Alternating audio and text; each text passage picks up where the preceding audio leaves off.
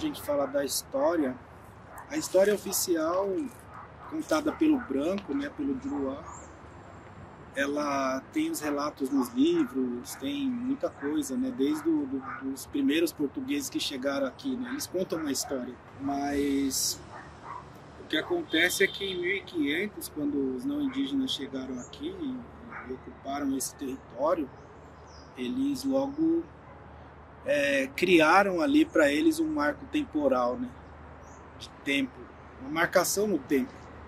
Se a gente fala Brasil, são 524 anos de Brasil, né? E a relação dos povos indígenas com esse território é de milhares de anos. Então, o que eu vejo assim é que não só o povo guarani, mas vários outros povos indígenas no Brasil passam por essa situação, né, de viver numa condição hoje como se fossem estrangeiros no seu próprio território.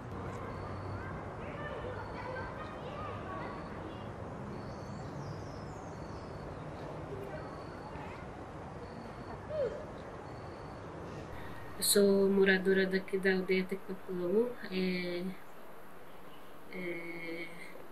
sou guaranimbá da etnia, né?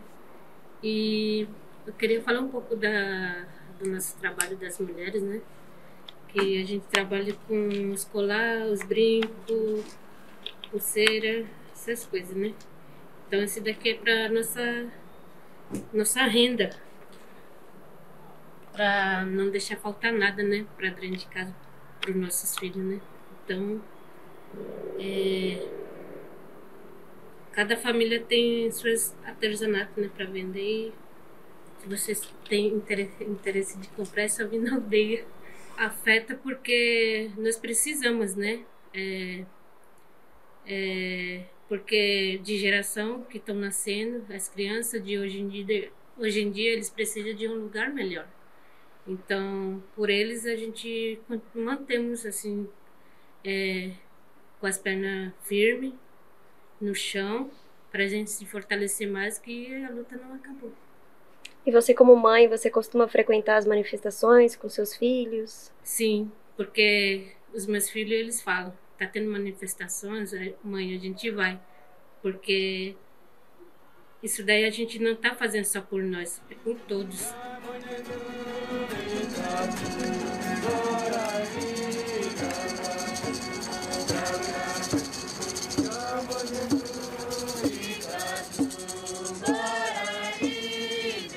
Bom, nós viemos com 2 ônibus lotados para cá, né, mais ou menos umas 100 pessoas. Viemos também com uma van com mais de 30 pessoas, fora alguns apoiadores, algumas pessoas que lutam pela causa indígena, que lutam pela causa da justiça, né, da justiça aos povos indígenas. E nós então estamos em beira de umas 200 pessoas aqui, né? A maioria delas é de nossa comunidade da terra indígena Jaraguá, qual estamos aqui para fazer essa reza e denunciar toda essa violência.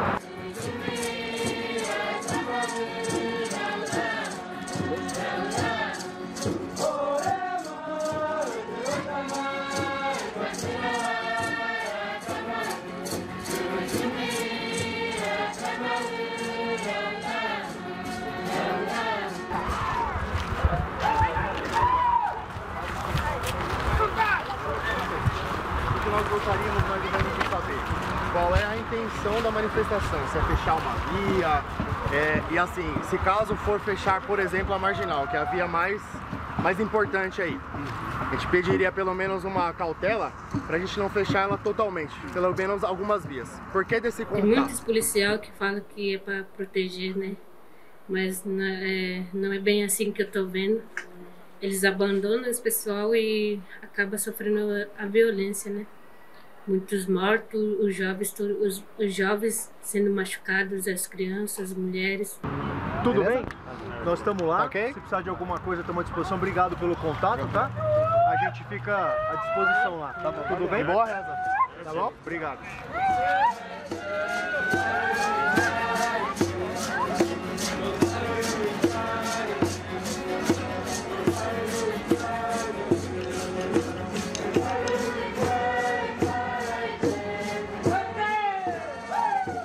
a gente vai iniciar aqui uma reza, uma dança. A gente vai esperar um pouquinho para o nosso corpo esquentar. E daí, depois que a gente estiver fazendo essa dança, através da dança, algumas pessoas, elas vão ser separadas para conversar comigo. E aí a gente vai fazer uma ação para que a mídia, para que o poder público receba a nossa denúncia. O que está acontecendo hoje no Brasil é inadmissível.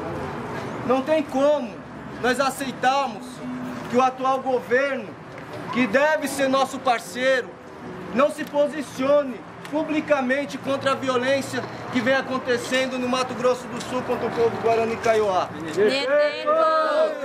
Tivemos uma ação muito truculenta, onde diversas pessoas ficaram feridas.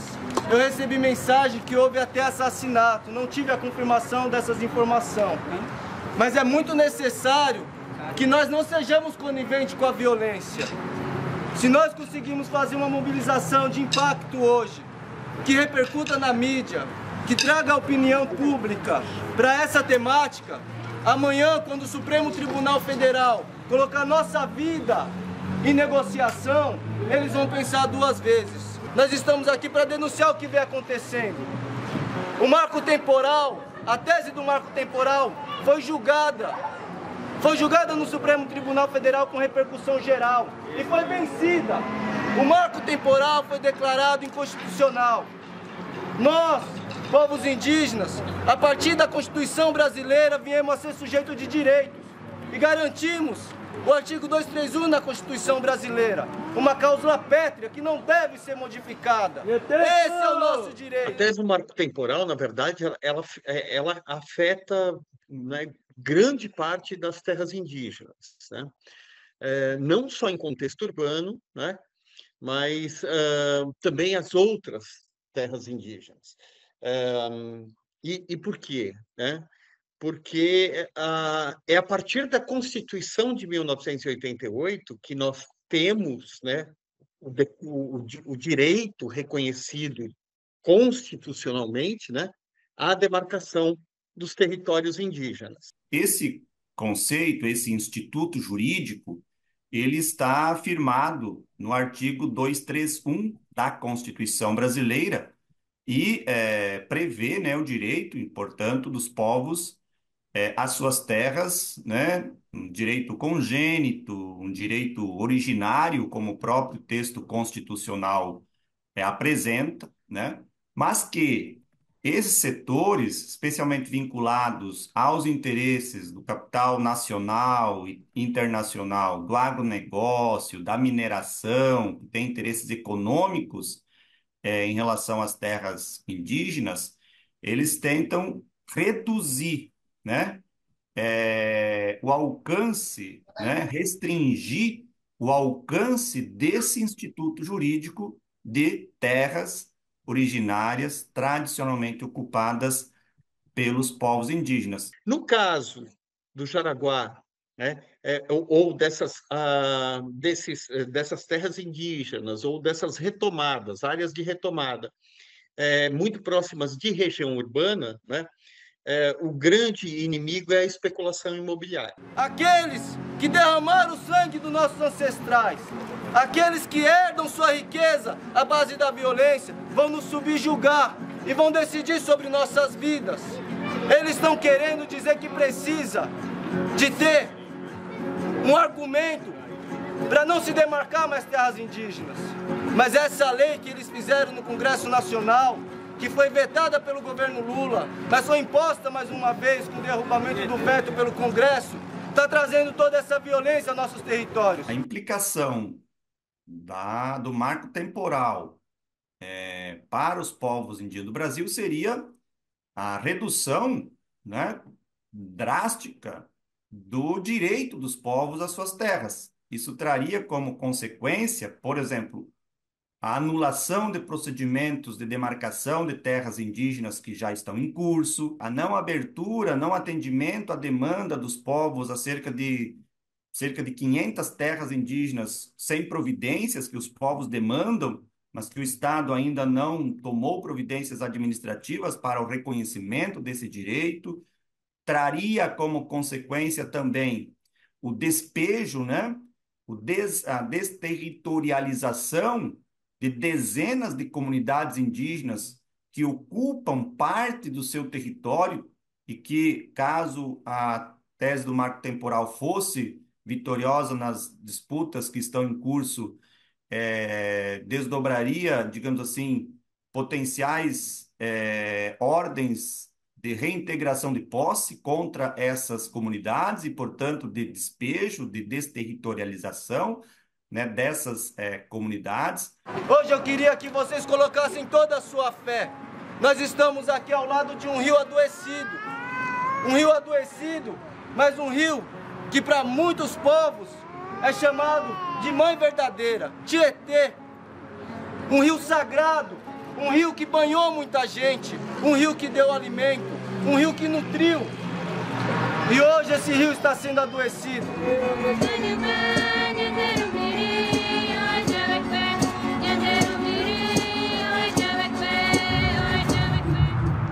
Para mostrar como a gente trata a nossa água, hein?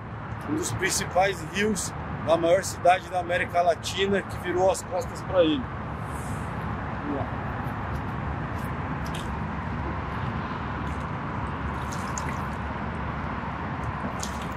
Olha a cor da água aqui, ó. Vê se dá para ver aqui, ó. Vou chegar aqui perto para vocês verem. Além da poluição plástica, que isso aqui é vandalismo. E não o que a galera tá fazendo aqui de pintar. Olha a cor da água. Isso aqui é água do Tietê. Vou jogar mais uma vez aqui para vocês verem, ó. Depois falam que o rio tá vivo. E é isso. Se a gente não consegue cuidar do rio, cuidar da água, como é que a gente vai, que tá do nosso lado, como é que a gente quer cuidar da Amazônia, do Cerrado, do Pantanal? São Paulo realmente é um vetor de destruição onde passa esse consumismo. E a gente vê essas embalagens, isso aqui é tudo crime ambiental dessas marcas aí, ó. E não tem nenhum projeto, não é possível que a gente não consegue limpar o rio. E aí o que eu acho que é vandalismo é isso. Isso aqui que eles estão fazendo é arte, ativismo.